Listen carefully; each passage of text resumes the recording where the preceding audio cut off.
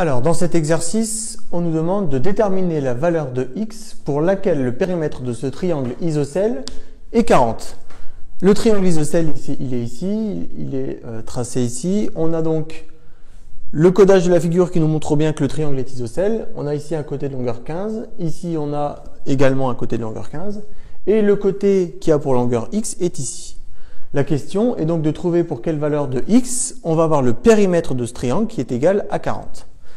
Alors, la première chose à faire va être de modéliser ce problème.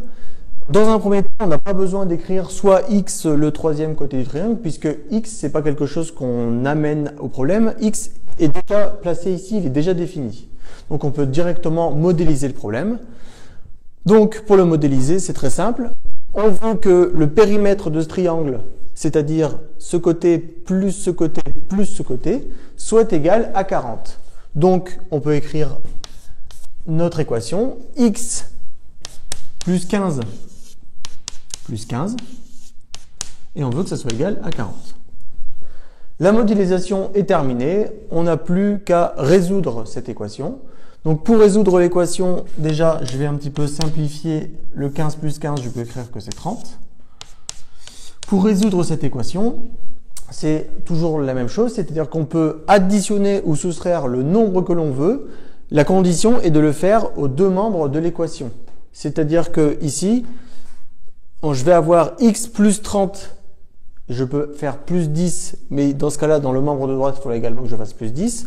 Je peux faire moins 50, et il faut que je fasse aussi moins 50, et ça, je peux choisir le nombre que je veux. Le but est de choisir de façon astucieuse le nombre, de façon à ce qu'au final, on ait x égale quelque chose. Donc ici, j'ai x plus 30.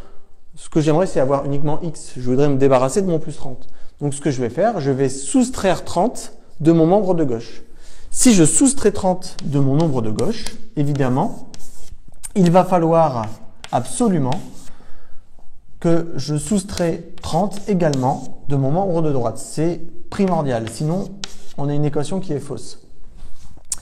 X plus 30 moins 30 égale 40 moins 30. Voilà.